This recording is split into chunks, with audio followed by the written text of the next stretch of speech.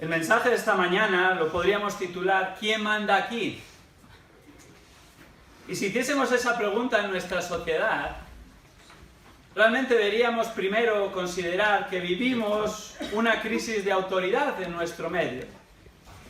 De hecho, la autoridad tiene mala prensa en nuestro país. Si hablas con cualquier persona, no te va a hablar positivamente de la autoridad.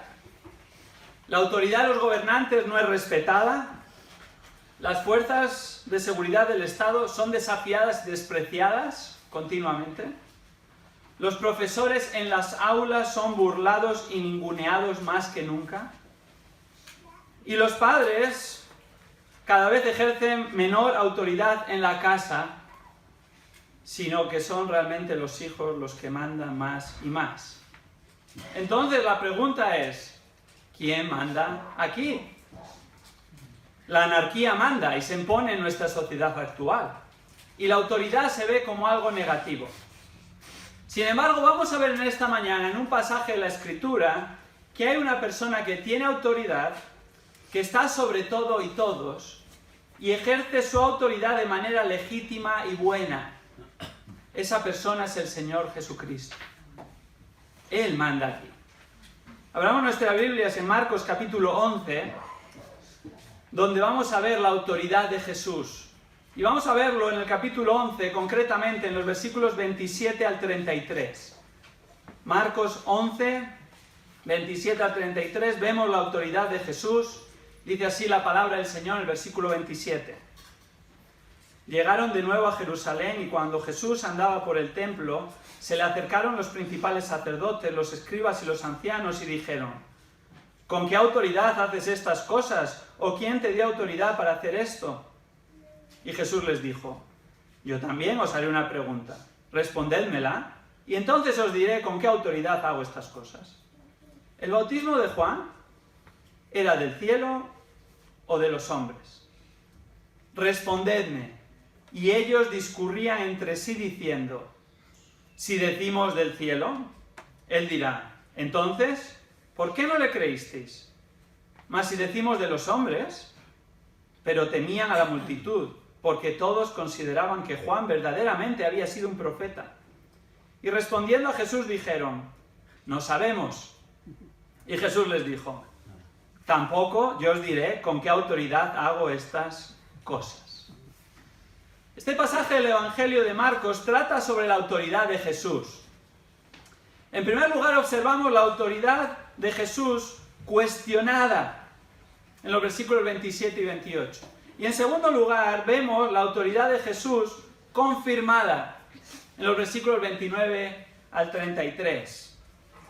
Empecemos observando cómo fue cuestionada la autoridad de Jesús en los versículos 27 y 28. Y la autoridad de Jesús fue cuestionada por los religiosos.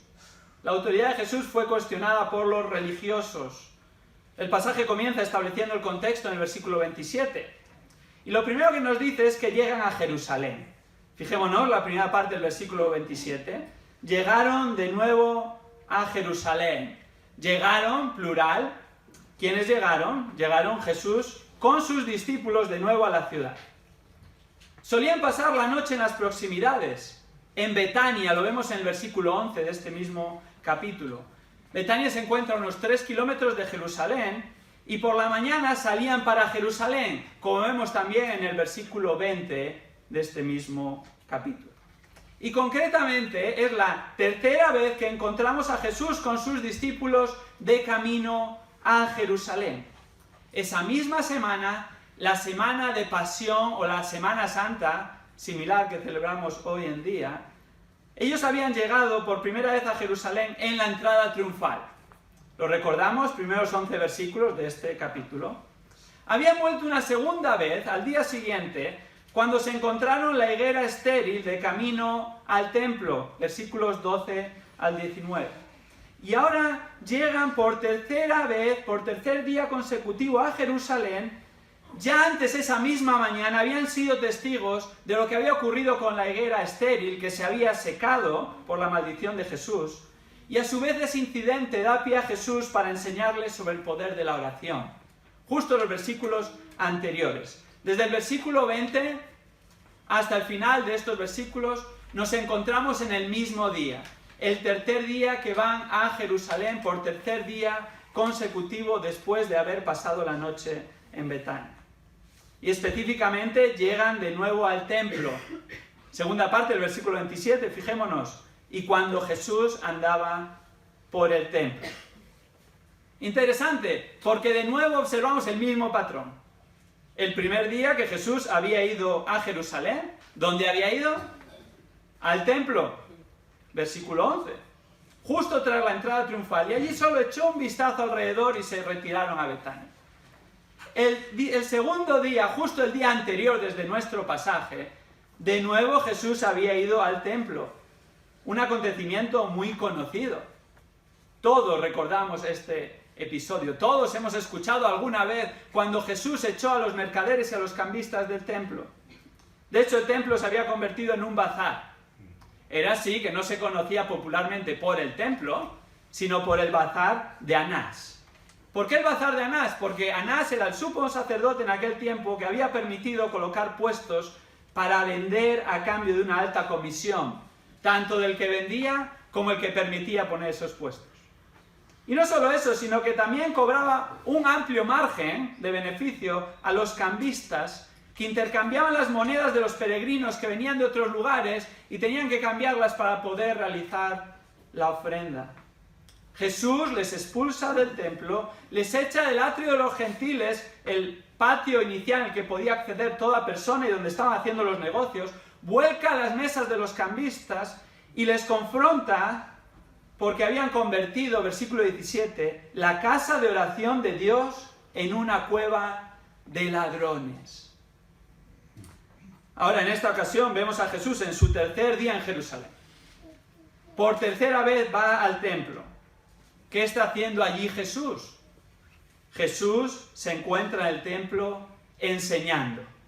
No lo vemos concretamente en nuestro pasaje, pero este mismo relato lo encontramos en los evangelios sinópticos, es decir, Mateo y Lucas. Y fijémonos cómo Mateo 21-23, en el pasaje paralelo, nos amplía la información y nos dice qué estaba haciendo Jesús en el templo por tercer día. Mateo 21-23 dice: cuando llegó Jesús al templo, los principales sacerdotes y los ancianos del pueblo se le acercaron mientras enseñaba. Lucas 21, de nuevo otro pasaje paralelo, relatando el mismo suceso. Y aconteció que en uno de los días, cuando enseñaba a la gente en el templo, Jesús el primer día fue al templo, echó un vistazo. Jesús el segundo día fue al templo, echó, no un vistazo, echó a todos los que estaban convirtiendo la casa de oración de Dios en cueva de ladrones. Jesús va el tercer día al templo y dedica su tiempo a enseñar. Enseñaba a todas las multitudes que estaban allí. Era la época de la peregrinación por la Pascua y había probablemente miles de personas en el patio, en el atrio de los gentiles, y Jesús se dedicaba a enseñar. Y no es de extrañar, porque la enseñanza era la prioridad en el ministerio de Jesús en esta tierra. ¿Sobre qué estaba enseñando? Bueno, estaba enseñando sobre los mismos temas que había enseñado sobre sus 3 años de ministerio público. Pero concretamente y especialmente Lucas 21 afirma que estaba anunciando el Evangelio. Algo que había hecho desde el principio. Desde el principio de Marcos observamos cómo él, cuando regresa del desierto, después de ser tentado, después de ser bautizado por Juan en el Jordán, él regresó anunciando el Evangelio de Dios, que se podía resumir en estas palabras de la boca de Jesús: arrepentíos y creed en el Evangelio. Ese había sido el mensaje central de su enseñanza. De hecho, él lo afirma explícitamente cuando en Marcos 1, 38 y 39, cuando los discípulos le dicen: todo el mundo te está buscando en Capernaum, vuelve a Capernaum para realizar más sanidades como el día anterior, cuando se había puesto el sol en el día de reposo. Jesús, ¿qué les dice? No, vayamos a otros lugares para enseñar, para predicar, porque para eso he salido, para eso he sido enviado por mi Padre. Jesús sigue siendo coherente con su prioridad, la enseñanza, y Jesús sigue proclamando el mensaje central, el Evangelio. Así que allí Jesús en el templo, por tercer día en Jerusalén, por tercer día en el mismo lugar, está enseñando. Y entonces se le acerca a unas personas. Fijémonos, tercera parte del versículo 27. Se le acercaron los principales sacerdotes, los escribas y los ancianos. ¿Quiénes eran estas personas? Lo primero que hemos de notar es que son tres grupos distintos. Los principales sacerdotes era el sumo sacerdote actual y los que le habían precedido, por eso se habla en plural. Todos generalmente venían de la secta de los saduceos. Ahora, dentro de estos principales sacerdotes también encontramos en la literatura de esa época que había otros dignatarios y nobles elegidos por el sumo sacerdote. Serían las personas de confianza, sería como una especie de gabinete de gobierno, personas de confianza que le asesoraban. Ahora hay un segundo grupo, no solo los principales sacerdotes se le acercan, sino también los escribas. Los escribas eran los que estudiaban, los que enseñaban, los que interpretaban la ley. Y este grupo principalmente estaba compuesto por personas que venían de la secta, de la facción de los fariseos. Finalmente hay un tercer grupo que añade el pasaje, y los ancianos, un grupo de notables laicos que regían los asuntos locales de las distintas ciudades. Igualmente estaban representados en el órgano de gobierno. Todos formaban parte, estos tres grupos, del Sanedrín, del Consejo Mayor, del órgano supremo entre los judíos. El Sanedrín estaba compuesto de 71 miembros, el sumo sacerdote más 70 otros de entre estos tres grupos. Y hemos de entender cómo funcionaba en aquel tiempo la región. Mientras los romanos estaban a cargo del poder ejecutivo, que en ocasiones delegaban en un gobernador, el Sanedrín se encargaba de los asuntos civiles y religiosos. En el ámbito judicial eran los que juzgaban los asuntos comunes, y en el ámbito legislativo los que establecían las leyes religiosas y las leyes civiles de convivencia. Y eran los romanos los que ejecutaban sus propias normas y también respetaban en estos ámbitos, en el religioso y en el civil, las normas de los judíos, o les decían, juzgad vosotros y decidid vosotros, os delegamos esa parte del gobierno. Así que a Jesús se le acercan entonces miembros del Sanedrín. No es que se le acercaron los 71 miembros del Sanedrín, sino que se le acercó un grupo representativo del Sanedrín en el cual había algunos de la parte de los sumos sacerdotes, algunos de entre los escribas y algunos de entre los ancianos. ¿Cuántos? No lo sabemos. Ni este pasaje ni ninguno de estos pasajes paralelos nos lo dice. Pero sí sabemos para qué se le acercaron. Se le acercaron para hacerle una pregunta que cuestionaba su autoridad. Una pregunta que ponía en duda la autoridad de Jesús. Versículo 28, fijémonos. Y le dijeron, ¿con qué autoridad haces estas cosas? ¿O quién te dio autoridad para hacer esto? De hecho, la pregunta es doble. La primera parte de la pregunta es, ¿con qué autoridad haces estas cosas? Cuestionan la naturaleza de su autoridad. La naturaleza de su autoridad. En otras palabras, ¿con qué derecho se creía para actuar y enseñar de esa manera? Pero en la segunda parte, en esta pregunta doble, ¿quién te dio autoridad para hacer esto? Si la primera parte de la pregunta cuestionaba la naturaleza de su autoridad, la segunda parte de la pregunta cuestiona la fuente de su autoridad. En otras palabras, ¿de dónde procede o quién te ha concedido tal autoridad? Ellos cuestionaban la naturaleza y la fuente de la autoridad de Jesús. ¿Para qué? Fijémonos el pasaje. ¿Para estas cosas o para hacer esto? ¿A qué se están refiriendo? En el contexto inmediato, ¿qué estaba haciendo Jesús? Enseñar, predicar, y predicaba con autoridad. Lo vemos en distintos puntos del Evangelio. Entonces, lo primero que están cuestionando inmediatamente es, ¿quién te ha dado autoridad y con qué autoridad estás enseñando aquí en el templo a todas estas personas? Pero no solo estaban cuestionando su enseñanza, sino que estaban cuestionando sus actos. Y el acto más inmediato es que el día anterior había echado a todos los cambistas y había echado a todos los negociantes que estaban vendiendo bajo la autoridad y el permiso ¿de quién? Del sumo sacerdote. ¿Con qué autoridad? Porque nosotros no te hemos dado esta autoridad. ¿Qué autoridad tienes? Están cuestionando claramente a Jesús. Ahora ellos no tenían un interés genuino en conocer la respuesta. Muchas veces cuando hacemos una pregunta, la hacemos legítimamente para que nos respondan porque desconocemos. Pero en otras ocasiones nuestras preguntas no buscan una respuesta. ¿No es así? Incluso en ocasiones nuestras preguntas pueden cuestionar ciertas áreas o ciertas ideas o ciertas acciones. En este caso, los religiosos representados por los miembros del Sanedrín están cuestionando, no están preguntando para saber, no tienen una duda, sino que ponen en duda la autoridad de Jesús. Lo sabemos por el contexto. Pero no solo el contexto, sino que Lucas 21, en el pasaje paralelo, dice no que se le acercaron, que podría ser un verbo amigable, de aproximación, sino que afirma se le enfrentaron. Es decir, significa le confrontaron. Es una pregunta confrontativa.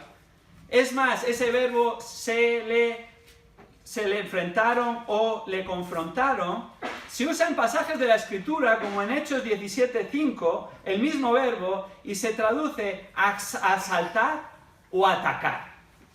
Es muy fuerte. Los religiosos atacaron, asaltaron, enfrentaron, confrontaron a Jesús con esta pregunta.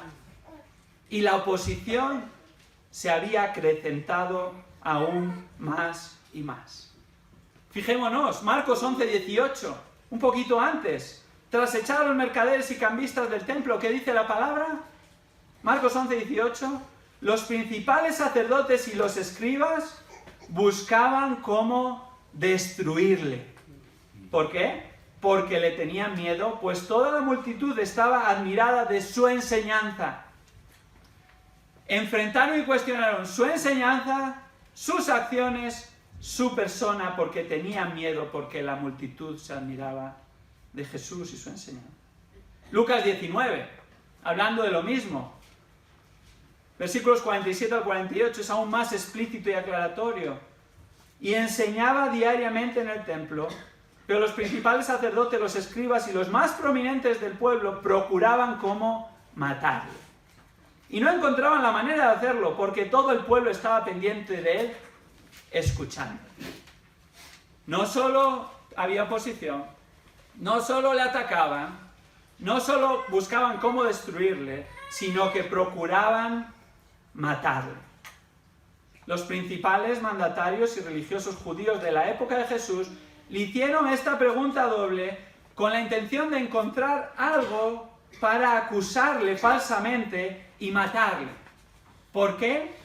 Porque se oponían a su enseñanza, a su persona y a sus acciones. Odiaban su enseñanza y su persona hasta el punto de querer matarle. Ahora, no nos debe extrañar este ataque, porque durante sus años de ministerio ya había recibido la oposición creciente por parte de los líderes religiosos.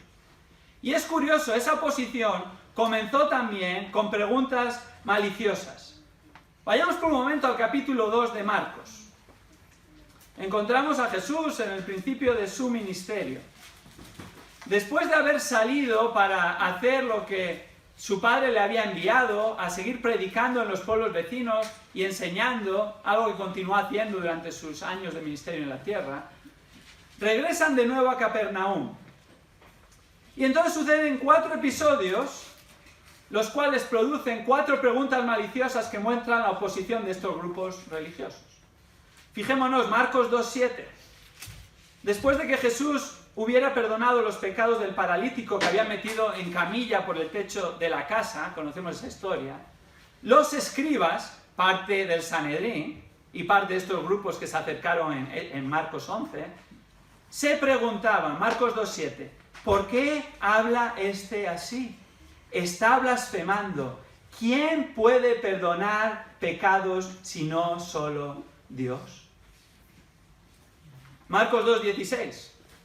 Tras llamar a Leví, Mateo, recaudador de impuestos, un indeseable en la época, y Mateo seguirle, y Jesús ir a su casa a comer, donde se juntó con otros, también pecadores, que aparentemente, algunos al menos, seguían a Jesús. Los escribas de los fariseos dijeron, Marcos 2:16, ¿por qué él come y bebe con recaudadores de impuestos y pecadores? Marcos 2:18, al ver que los discípulos de Jesús no ayunaban, no eran suficientemente religiosos, le preguntaron, ¿por qué ayunan los discípulos de Juan y los discípulos de los fariseos, pero tus discípulos no ayunan? Cuarta pregunta, Marcos 2:24, tras arrancar espigas en los campos en el día de reposo, los fariseos, también parte de los que se le acercaron a Jesús en aquel tiempo, le preguntan, ¿por qué hacen lo que no es lícito en el día de reposo? Esa posición tampoco se quedó en meras preguntas, porque en el capítulo 3, versículo 6, después de que Jesús sana al hombre la mano seca en el día de reposo, concluyen y resuelven respecto a Jesús. Marcos 3:6. Pero cuando los fariseos salieron, enseguida comenzaron a tramar con los herodianos en contra de Jesús para ver cómo podrían destruirle. Esto lo encontramos en el capítulo 11 de Marcos, no es algo nuevo. Ya llevaban tramando meses, probablemente incluso años, cómo destruirle. Y no solo los religiosos, sino también el poder político judío de aquella época, los herodianos. La persona y enseñanza de Jesús siempre recibe oposición por aquellos que son meramente religiosos. Sucedió en aquella época, sucede a lo largo de la historia de la Iglesia, sucede hoy en día y sucederá. Los religiosos no están dispuestos a someterse a la autoridad de Jesús, sino que la cuestionan. Toman lo que les interesa. Una parte me interesa, la sigo. Lo que no me interesa, lo dejo. La palabra de Dios es opcional. Unas partes sí, tal vez otras no, las que nos convienen.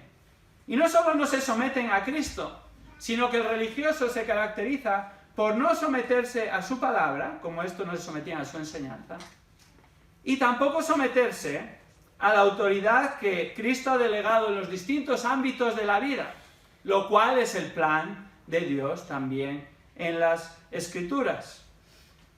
No se someten al gobierno y las autoridades de la nación en la que se vive.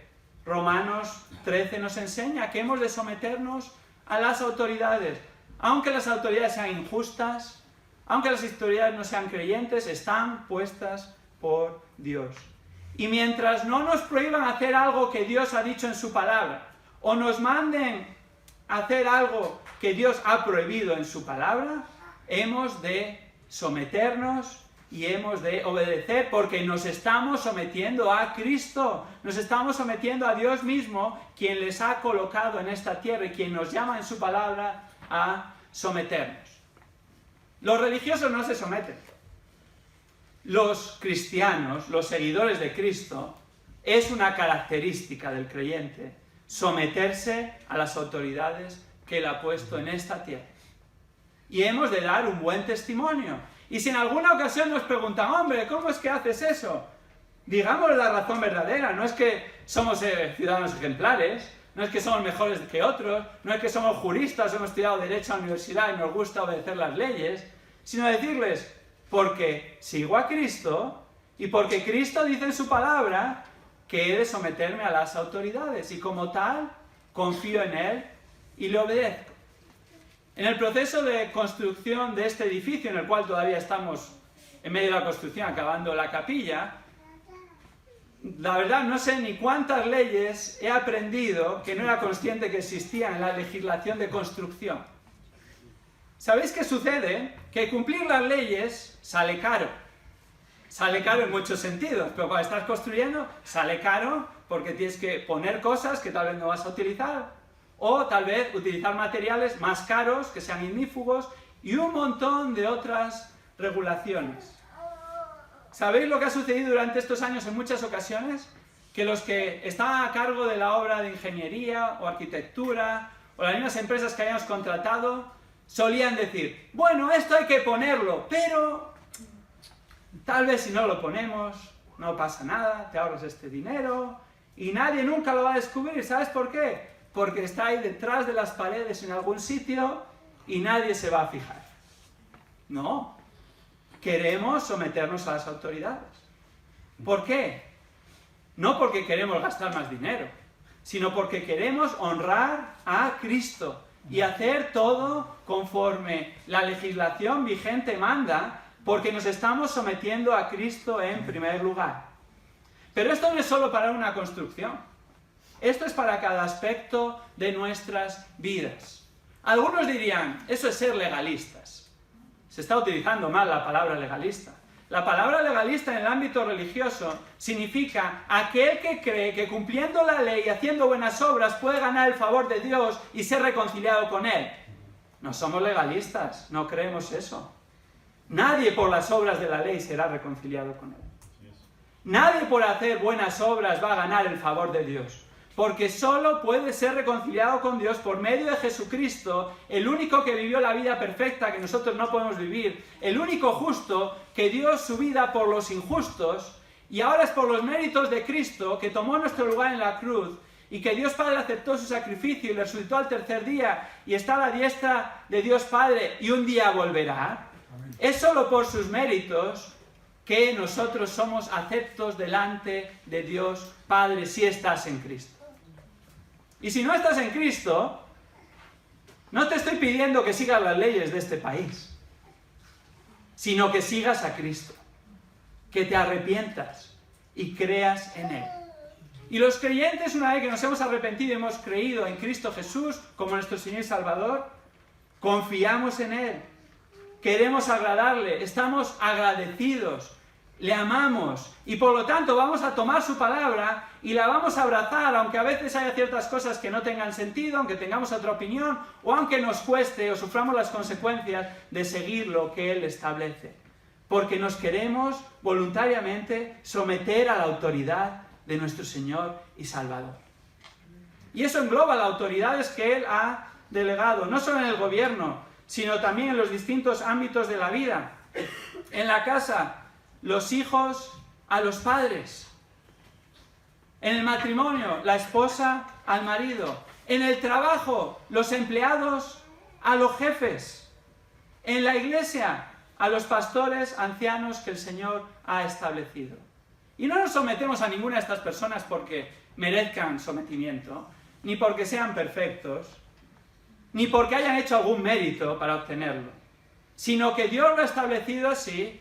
Y entonces nos sometemos a Cristo según nos sometemos en los distintos ámbitos de la vida, según su palabra enseña. ¿Por qué no nos someteríamos? Si no nos sometemos, solo hay una razón bíblica legítima. Si nos ordenan, pecar. Hacer algo que va en contra de la palabra de Dios. O si nos prohíben seguir los mandamientos de Dios en su palabra. En todo lo demás, hemos de someternos a la autoridad de Cristo por medio de la autoridad que Él ha establecido en este mundo. Y sí, es una autoridad imperfecta, una autoridad injusta, una autoridad que no merece someterse nadie, pero esperamos que Cristo vuelva.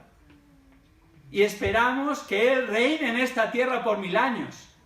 Y muestre su autoridad perfecta y sea el gobernante perfecto, al cual nos vamos a someter y vamos a estar gozosos. Pero mientras tanto nos sometemos a Él, mientras Él viene siguiendo su palabra. Como hijos de Dios, sometámonos también a sus enseñanzas, no por obligación, sino por amor a nuestro Salvador, sabiendo que su plan delineado en la palabra siempre es el mejor. Y como afirma 1 de Juan, capítulo 5, sus mandamientos no son gravosos. ¿Para quién? Para los que aman a Cristo, para los que han nacido de nuevo. En lugar de cuestionar su autoridad, como los religiosos, podamos responder a la pregunta: ¿quién manda aquí? Cristo manda aquí. Cristo manda en nuestro mundo, aun cuando no se ve su autoridad completamente hasta que Él regrese. Pero Él es soberano y Él está a cargo de todo. ¿Quién manda en su iglesia? Cristo manda en su iglesia. ¿Quién manda en los gobernantes? Cristo manda y es la autoridad en los gobernantes, aunque no les sigan. Él les coloca. ¿Quién manda en el hogar? Cristo manda en el hogar. ¿Quién manda en el trabajo? Cristo manda en el trabajo. Y según nos sometamos a Él, nos someteremos incluso a jefes injustos, porque amamos a Cristo. En este pasaje vemos en primer lugar que la autoridad de Jesús es cuestionada por los religiosos, versículos 27 y 28. Pero en segundo lugar vemos que la autoridad de Jesús es confirmada por su respuesta. Confirmada por su respuesta. Versículos 29 al 33. Y vamos a ver en estos versículos que la sabia y oportuna respuesta de Jesús y el posterior silencio de los religiosos reafirma la autoridad legítima y verdadera de Cristo. La reafirma, la confirma. Fijémonos, veamos cómo Jesús, en primer lugar, condiciona su respuesta a otra pregunta. Versículos 29 y 30. Jesús les va a responder a su pregunta si ellos lo hacen a la suya. Leamos de nuevo el versículo 29. Y Jesús les dijo: yo también os haré una pregunta, respondédmela, y entonces os diré con qué autoridad hago estas cosas. Jesús, al contestar con una pregunta, no está evadiendo la respuesta. Tal vez con una lectura superficial podríamos pensar, bueno, Jesús ni que fuera gallego, ¿verdad? Los gallegos tienen esa fama. Si les dan una pregunta, te van a contestar con otra. Hay una pregunta con otra. Muy complicado sacarles una respuesta directa. Perdonadme los hermanos gallegos aquí presentes, pero se están riendo, así que algo de verdad tiene que haber en eso. Jesús no está haciendo un momento de gallego, ¿no? Sino que en aquella época era común que los maestros, los rabinos, contestasen con otra pregunta a una pregunta. La gente lo sabía. De hecho, observamos que en el Evangelio de Marcos, en 8 ocasiones antes que esta, cuando Jesús se le hizo una pregunta con la cual le estaban atacando, en las 8 ocasiones, Él contestó con otra pregunta. ¿Qué está haciendo Jesús? Está reorientando el asunto en la dirección adecuada. Mirad, vuestra pregunta no es la correcta. Hay una pregunta preliminar. Y si respondemos a la pregunta preliminar, de hecho, vuestra pregunta va a estar contestada. Pero por si queda alguna duda, yo os contestaré a vuestra pregunta con mucho placer. Concretamente, ¿cuál es la pregunta que Jesús les hace? Versículo 30. Una pregunta sencilla. ¿El bautismo de Juan era del cielo o de los hombres? Respondedme. El bautismo de Juan. ¿Qué es el bautismo de Juan? Es una referencia particular a Juan el Bautista, que de hecho no solo alude a su bautismo, sino es una manera de referenciar todo su ministerio en la tierra. Porque junto con el bautismo de Juan estaba el llamado al arrepentimiento, estaba el ser predecesor de Cristo, del Mesías, estaba su predicación y su enseñanza que continuó haciendo hasta que fue decapitado por hacerlo. Así que vemos que Juan era el predecesor del Mesías, que Juan predicaba el arrepentimiento de pecados, que Juan era poderoso en su predicación como el enviado de Dios para preparar el camino al Mesías. No solo eso, parte del bautismo de Juan, como una manera de explicar su ministerio, nos dice en palabras del mismo Jesús que Juan era el mayor de entre los nacidos de mujer. Y les pregunta, y Jesús les pregunta sobre qué, sobre la legitimidad, sobre la procedencia, sobre la autoridad del ministerio de Juan, ejemplificado en ese bautismo que realizaba en el Jordán. Y la pregunta es sencilla, solo hay una respuesta. Una de las dos es correcta. ¿Era del cielo o era de la tierra? Toda pregunta adecuada y toda encuesta adecuada ha de buscar no dejarte en el medio, ¿verdad? Los que han estudiado tal vez marketing o sociología, yo solo di una clase optativa en la universidad, pero me acuerdo de esto, de sociología. Si tú vas a hacer una buena encuesta, siempre la pregunta ha de ser par. ¿Por qué? Porque la gente gravita al medio. Si tú les das 3 posibilidades y no se quieren poner en un lado o en el otro, van a ir a la del medio. Si tú les das 5, se van a ir al medio y no les vas a forzar a al menos orientarse en una dirección o en otra. Jesús les fuerza a contestar. No les da camino del medio. No hay medias tintas.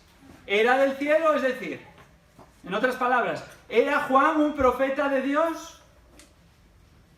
¿Su ministerio era realizado por la autoridad del mismo Dios? Esto es lo que le está preguntando en este contexto. O la otra opción, o era de la tierra.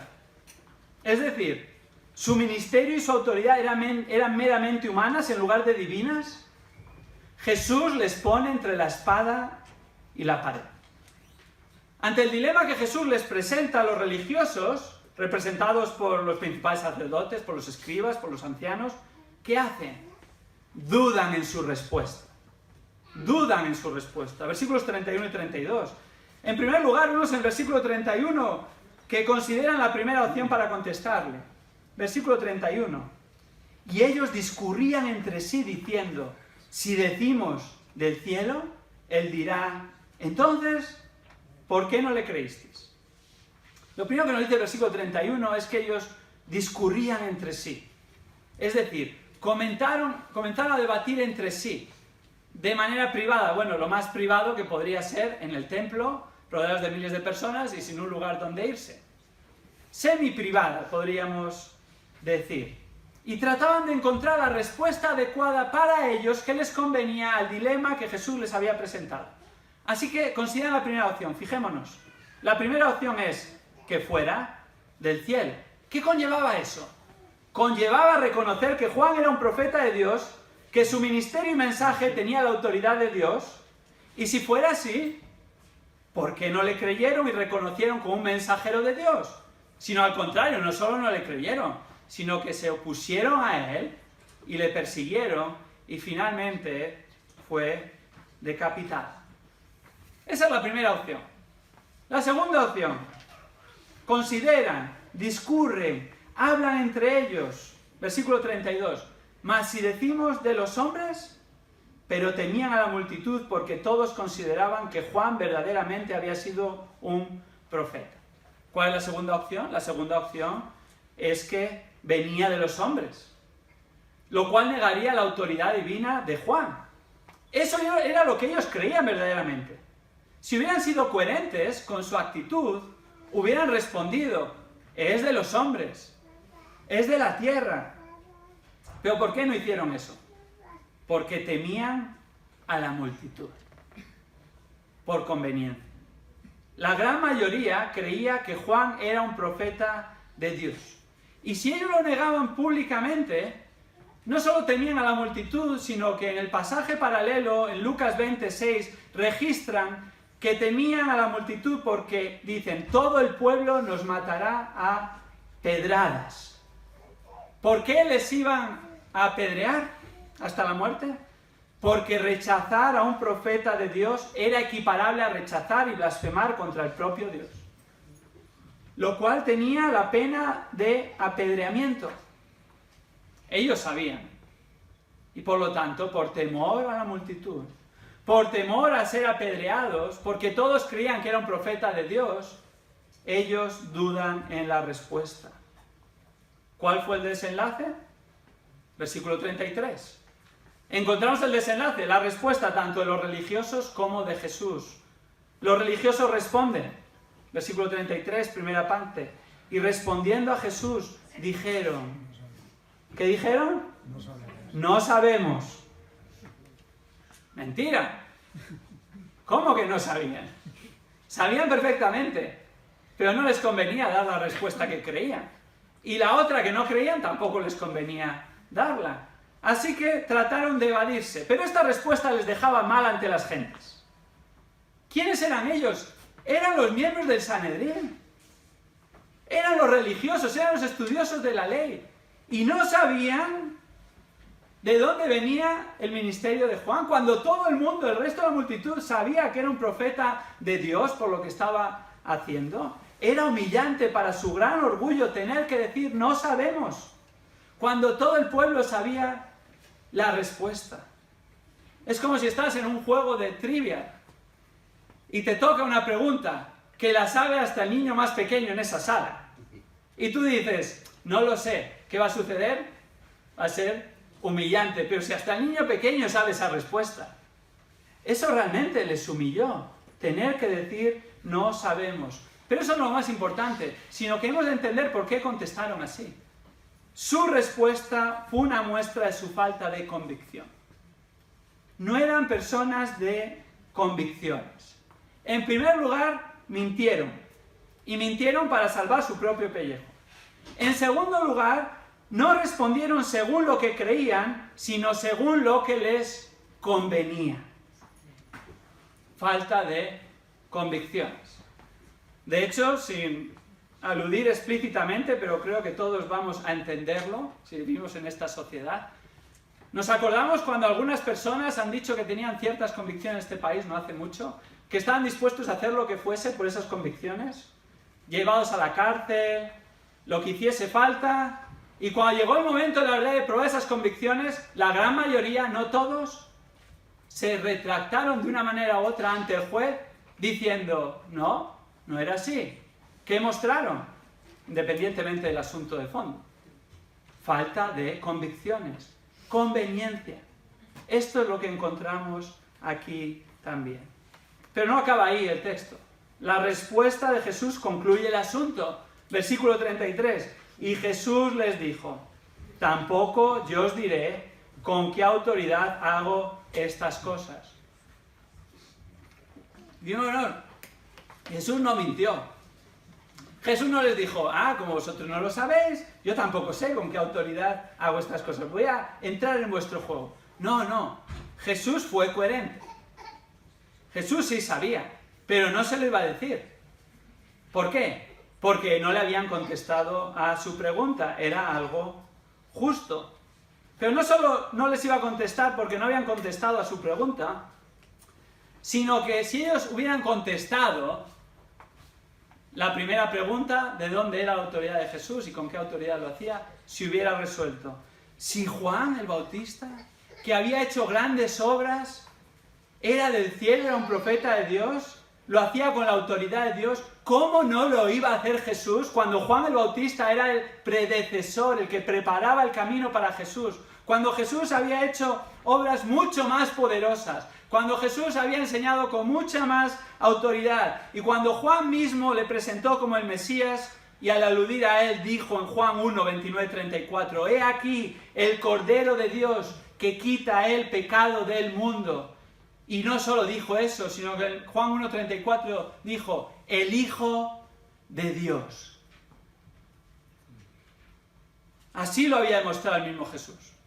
Por medio de su enseñanza, por medio de sus afirmaciones que él había dicho que él era el Cristo, también por medio de su enseñanza, por medio de sus demostraciones públicas, por medio de los milagros y maravillas que había realizado.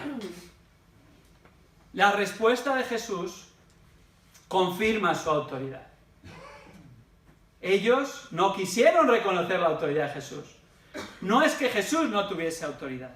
Ellos no quisieron reconocer que la autoridad de Jesús venía del mismo cielo. No que Jesús no tuviese la autoridad del cielo. Es más, Jesús es Dios. Jesús es Dios encarnado, Dios hecho hombre. Y realiza todo por su propia autoridad, pero en la tierra sometido a la autoridad de Dios Padre que le envió. Fijémonos por un momento. Alguien que piensa, por la influencia de esta sociedad o sus propios pensamientos, que la autoridad es mala, o que la autoridad es denigrante, o que la autoridad pone a una persona en un lugar inferior. No es así, la Biblia no enseña eso. Fijémonos cómo funciona la Trinidad. Dios, uno, en tres personas. Comparten los mismos atributos, la misma gloria, la misma grandeza, Dios Padre, Dios Hijo, Dios Espíritu Santo no se diferencian en posición ni en rango. En cambio, el Hijo cuando vino a esta tierra se sometió a su Padre, hasta el punto de la muerte, y muerte de cruz. Es más, cuando él estaba en el jardín de Getsemaní, oró a su Padre: Padre, yo conozco que tú puedes todas las cosas. Por favor, si es posible, que pase de mí esta copa. Pero no se haga mi voluntad, sino la tuya. ¿Acaso el Señor Jesucristo era inferior a Dios Padre por someterse a su autoridad?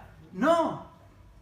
Era su posición lo que le correspondía, lo que daba gloria a Dios.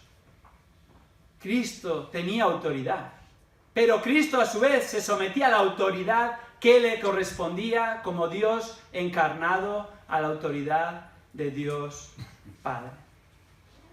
Así hemos de hacer nosotros como creyentes. Hemos de ver la autoridad como algo bueno, como algo positivo, como algo que Dios ha diseñado. Sí, manchado por el pecado.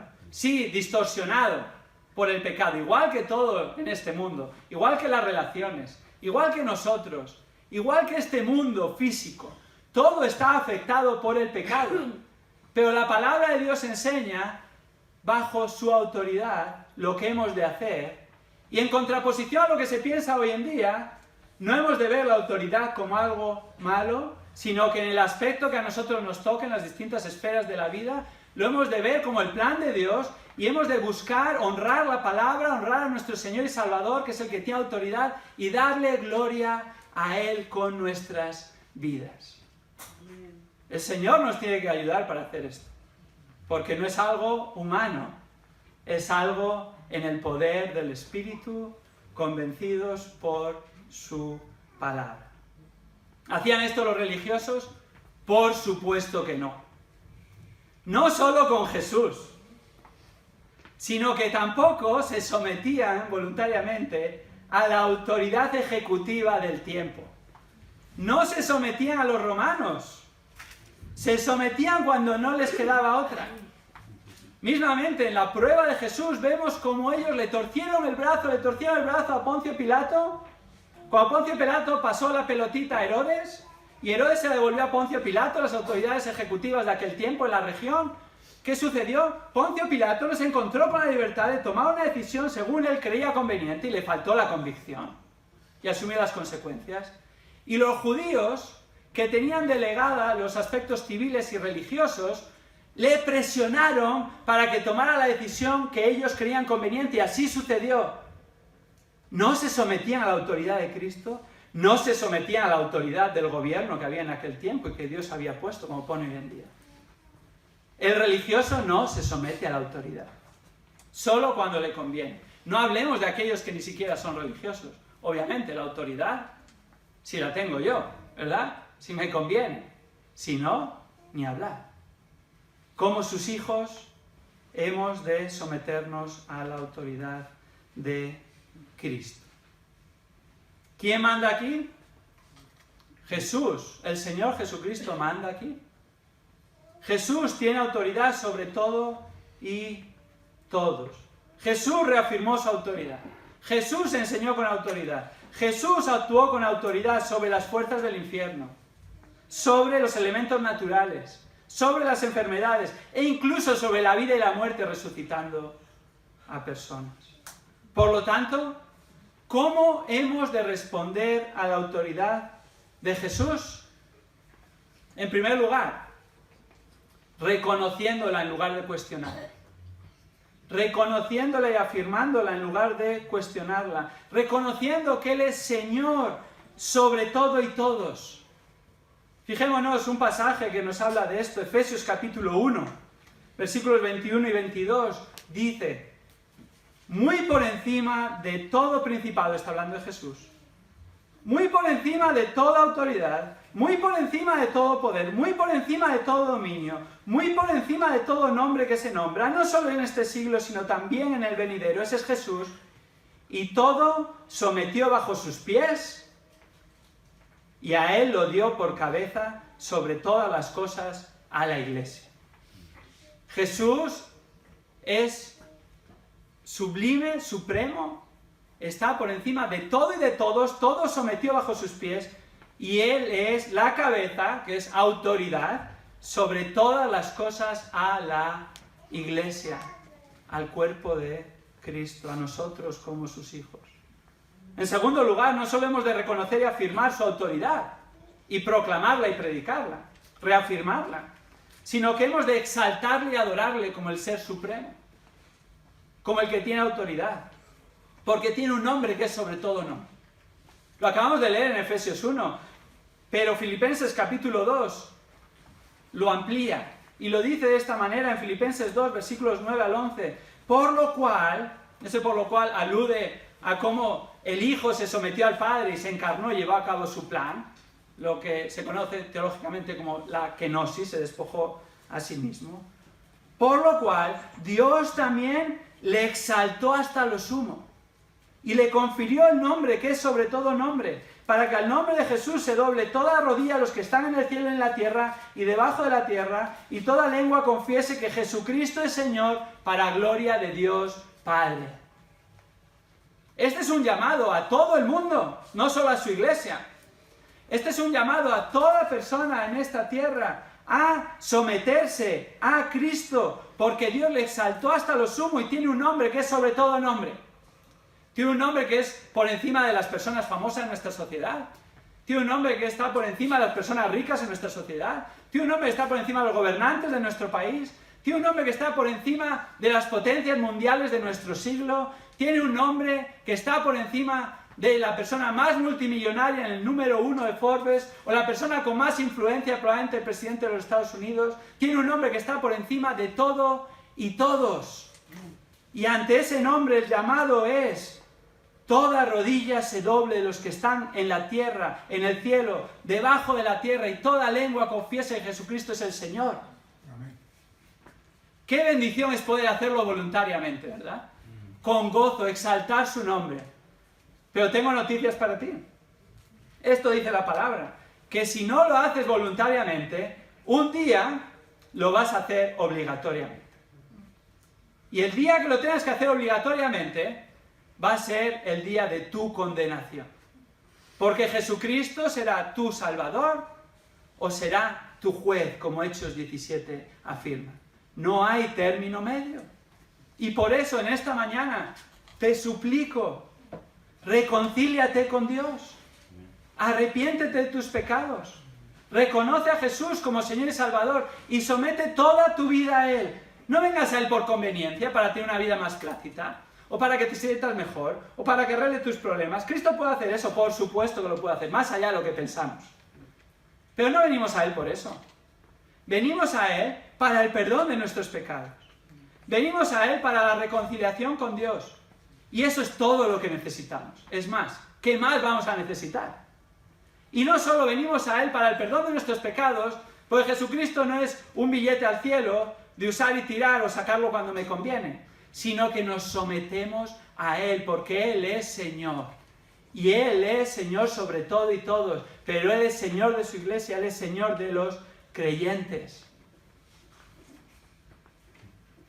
En tercer lugar, proclamemos y sigamos sus mandamientos en su palabra. Proclamemos y sigamos sus mandamientos en su palabra, predicando, compartiendo, siguiendo lo que la Biblia dice, no lo que yo digo, no lo que tú dices, no lo que otros dicen. La palabra es clara. Pablo, movido por el Espíritu Santo, cuando dejó a dos jóvenes en el pastorado en dos iglesias, a Tito en Creta y a Timoteo en Efesios, les escribió cartas para cómo conducirse en la casa de Dios, que es columna y sostén de la verdad. Y le dijo entre esas órdenes, no consejos, es la palabra de Dios, y además lo dice con imperativo, esto. A Tito le dijo en Tito 2:15, esto habla, exhorta y reprende con toda autoridad. ¿Qué es esto? Lo que Pablo le había dicho en esa carta, pero por extensión toda la palabra de Dios. A Timoteo le dijo en 1 Timoteo 4:11, esto manda y enseña. ¿Acaso Tito y Timoteo, dos jóvenes en esas iglesias, tenían autoridad en sí mismos? No. Es más, estaban teniendo problemas para que les reconociesen. En algún momento Pablo le tuvo que decir a Timoteo que nadie tenga en poco tu juventud. Tú, sin embargo, sé ejemplo, cuídate a ti mismo, enseña la palabra. Y mira, es normal, humanamente hablando, un joven entre mayores no va a tener autoridad humanamente hablando, ¿verdad? Es lógico.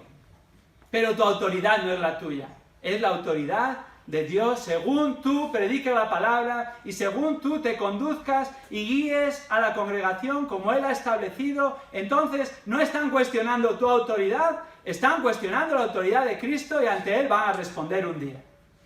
Tú manda y enseña lo que dice la palabra.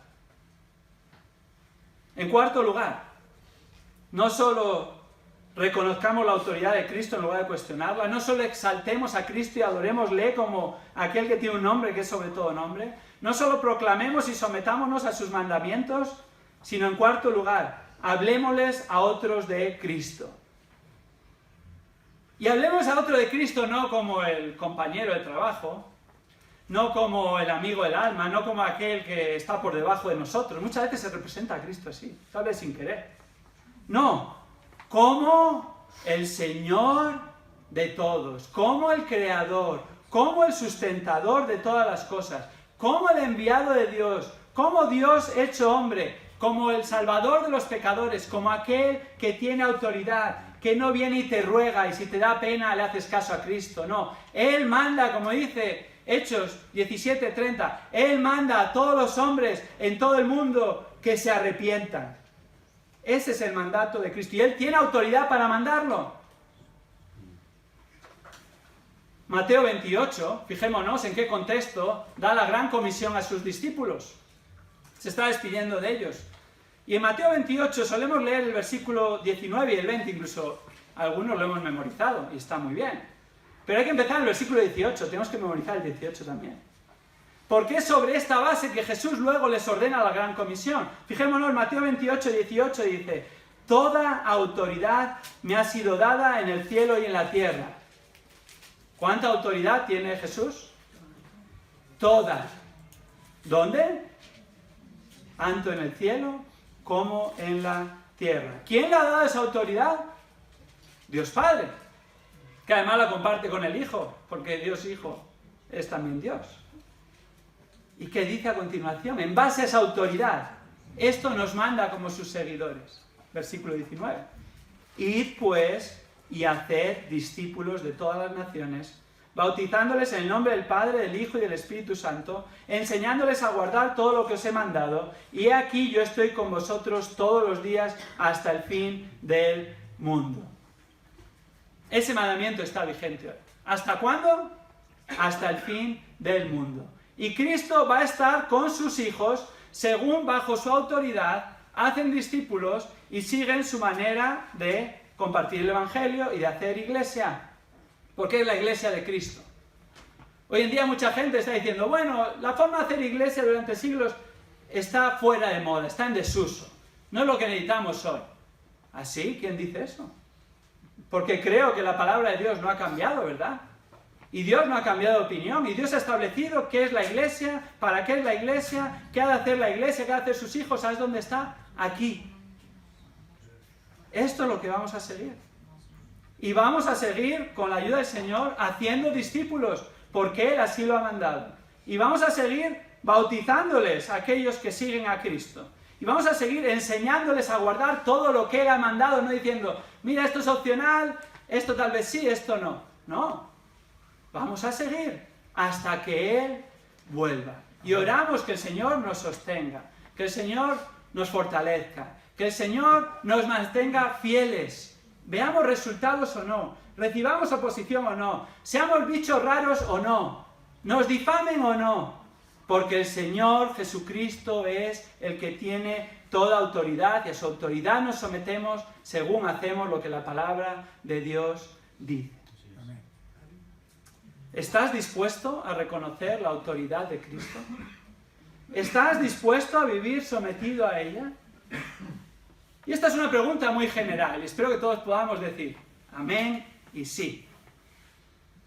Pero pensemos por un momento, mientras hemos estado hablando de cómo Jesús fue cuestionado su autoridad, mientras hemos estado aplicando en distintos ámbitos de la vida cómo la Biblia enseña ciertas autoridades?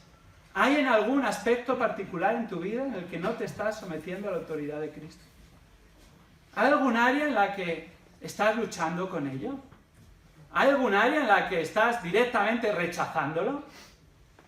Ora al Señor que te dé un corazón blando.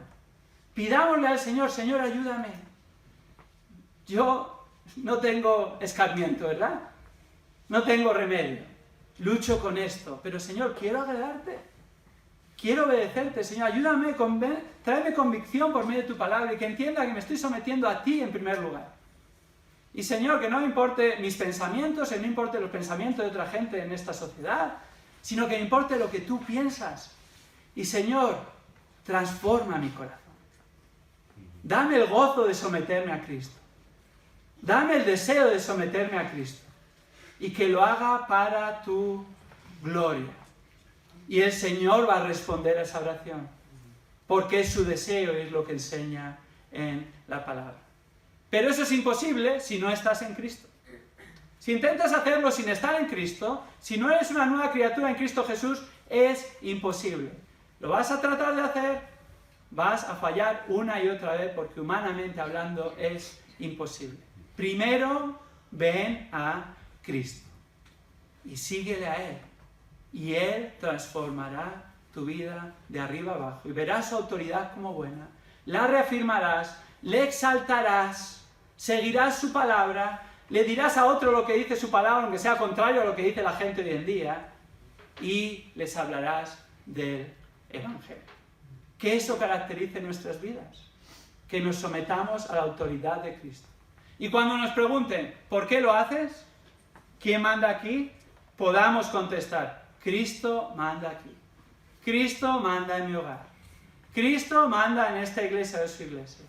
Cristo manda y gobierna mi vida y hagámoslo para su gloria. Vamos a orar juntos, hermanos.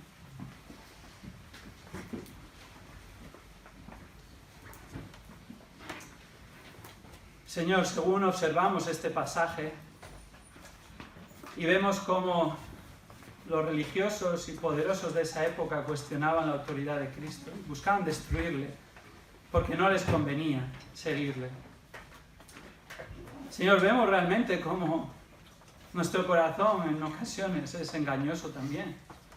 Siempre es engañoso, como dice tu palabra, más que todas las cosas.